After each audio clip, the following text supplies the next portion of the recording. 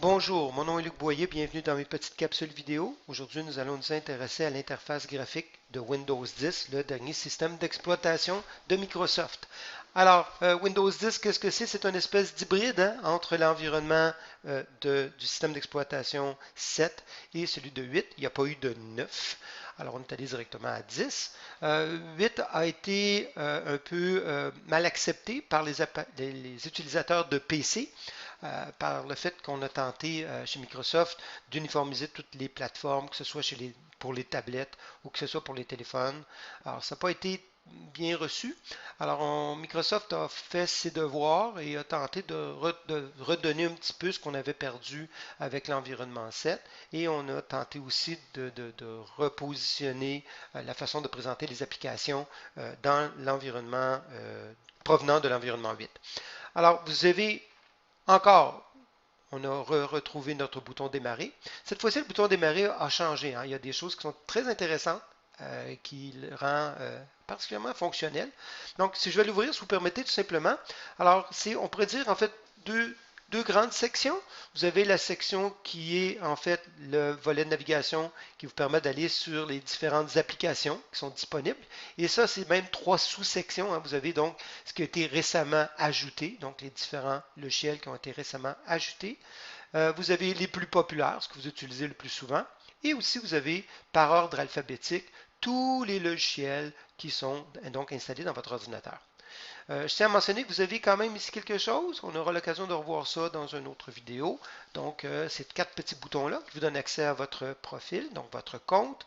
Vous avez l'explorateur, vous avez tout ce qui est le menu de paramétrage qui a changé par rapport à anciennement avec le panneau de configuration, qui reste, mais on tente de plus en plus de vous diriger vers ce nouveau type de paramétrage-là.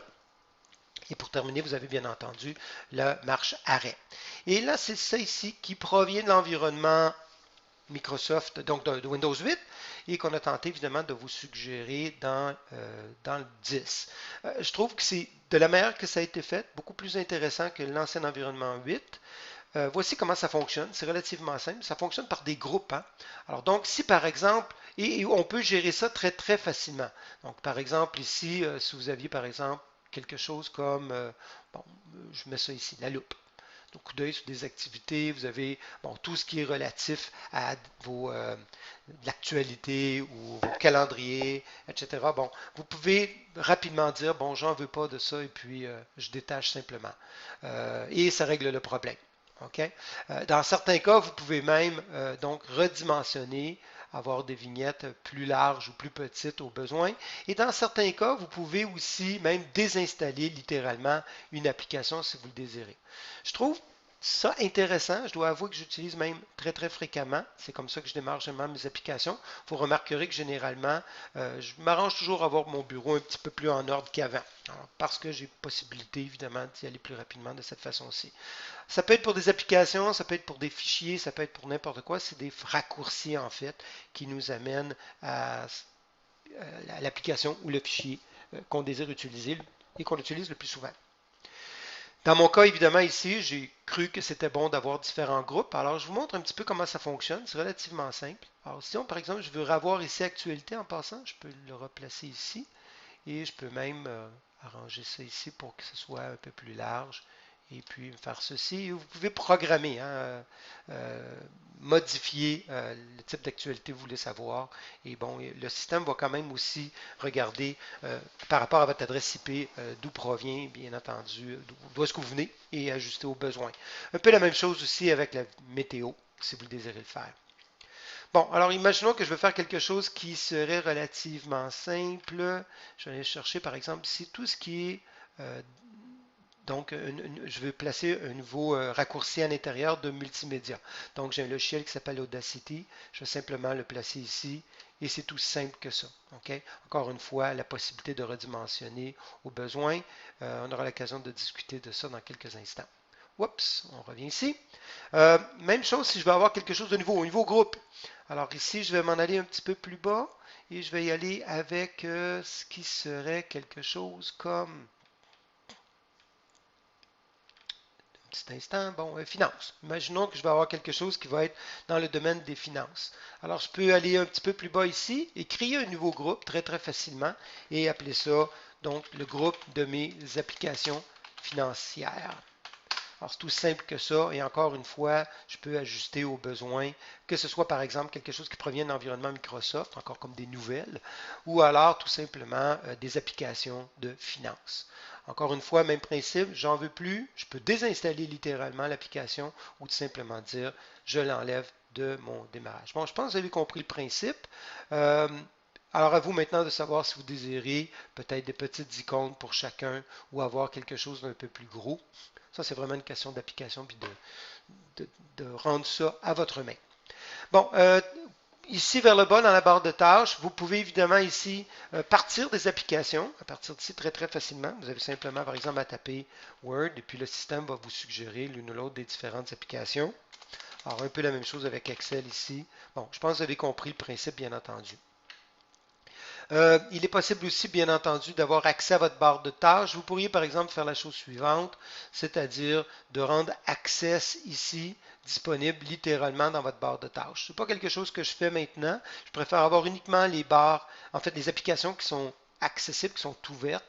Je préfère les avoir là, mais sachez qu'il est possible de le faire. Alors, si vous permettez, je vais simplement détacher de la barre de tâches. Je peux aussi la glisser carrément à l'intérieur ici et l'accéder aussi bien avec mon menu de démarrage ou bien dans ma barre de tâches. Bon, à vous de faire comme vous le désirez. Ça n'a pas véritablement changé dans l'environnement Windows 10. Si vous permettez, je vais vous parler rapidement aussi de Cortana. Donc Cortana, c'est un système de reconnaissance vocale un peu dans le style de Siri, de l'environnement Apple. Bon, c'est un système qui est en développement. Tout ce qui est relatif à reconnaissance vocale, on vous suggère fortement, bien entendu, d'ouvrir un compte chez Microsoft pour qu'on puisse quelque part vous aider à s'adapter en fait à votre langage, la façon de dire les choses. Je dois avouer que ça s'est amélioré dans les dernières années, l'ensemble de reconnaissance vocale, mais que ce soit pour Siri ou que ce soit pour l'environnement Cortana, il y a encore des choses à s'améliorer. Un peu comme on dit dans l'environnement d'e-Siri, on peut faire aussi la même chose dans l'environnement Microsoft Cortana. Donc, j'ai simplement à dire une commande, puis automatiquement, le système va se rendre dans un processus d'écoute. Et je peux donc partir des applications à partir de là. Donc, on va s'essayer. Sachez évidemment que ce n'est pas parfait. Ça se peut que ça ne fonctionne pas du premier coup. Vous remarquerez par ailleurs ici que j'ai été obligé de nommer Excel Luc et Word Luc. La raison, c'est que j'utilisais moi Excel donc 2016 et malheureusement, ben, le système n'a jamais reconnu la façon dont je disais 2016. Alors, des fois, il ouvrait 2013, des fois, il ouvrait 2000, puis il essayait de le trouver, puis il ne le trouvait pas. Ou alors, il allait directement dans le navigateur Edge et le moteur de recherche Bing, qui est le système par défaut de Cortana pour faire des recherches sur le web. Euh, j'ai trouvé une solution en le nommant d'une autre façon et ça fonctionne relativement bien. Donc on l'essaye, si ça fonctionne pas, c'est pas plus grave que ça. Et Cortana, lancer Excel Luc.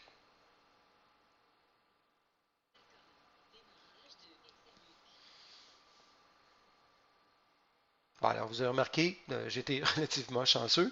Alors ça a parti du premier coup, mais ce n'est pas toujours le cas. On va l'essayer une autre fois si vous permettez. Et Cortana, lancer Chrome.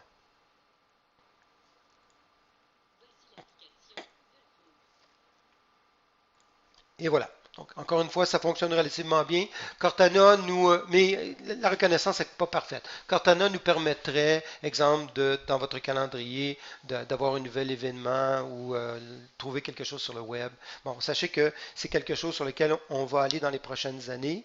Il s'agira de savoir évidemment si ça vous convient. Ultimement, on pourrait faire de la saisie d'écran, etc. et tout. Alors, c'est des choses qui s'en viennent. On est en 2016, mais c'est beaucoup mieux que ce qui se faisait ou ne serait-ce que juste 2 ans en arrière, que ce soit avec l'environnement Siri ou autrement. Alors j'espère que ce petit tour de jardin vous a permis d'avoir une bonne façon d'utiliser Microsoft Windows.